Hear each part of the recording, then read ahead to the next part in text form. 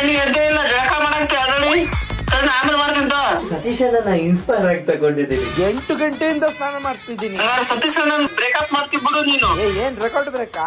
ಅದೇ ಬ್ರೇಕಪ್ ದೋಸ್ತ. ನಿನ್ನೆ ಮಾಡು ಚಂದಣ್ಣ ಗಿಲ್ಲಿ ಏನ್ ಸಖತ್ತಾಗಿ ಆಡಿದ್ರಲ್ಲ.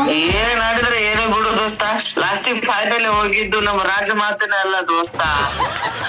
ಈ ಕಾಕ್ರೋಚ್ ಸುದ್ದಿ ಅಸುರಾಧಿಪತಿ ಇದಾರಲ್ಲ, ಸುಧೀರ್ನ ಅಸುರಾಧಿಪತಿನ ದೋಸ್ತ.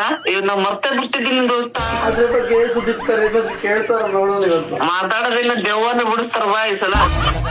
ಅಕ್ಕ ಫೋನ್ ಮಾಡ್ತಿದ್ದಾಳೆ. ಯಾರಕ್ಕ? ನೀವ್ ಏನ್ತಿ ದೋಸ್ತ? ರಿಸೀವ್ ಮಾಡು. ಹಲೋ, ಮರ್ಯಾದೆಯಿಂದ ಬಾತ್ರೂಮ್ ಇಂದ ಹೊರಗಡೆ ಬರ್ಲಿಕ್ಕೆ ಹೇಳಿ, ಇಲ್ಲ ಅಂದ್ರೆ ಗೊತ್ತಲ್ಲ. ಬೇಗ ಹೊರಗಡೆ ಹೋಗು ದೋಸ್ತ. ಹೊರಗಡೆ ಹೋದ್ರೆ ನನ್ನ ಕಟ್ಟಿ ಹಾಕಿ ಸಾಯಿಸ್ತಾಳೆ.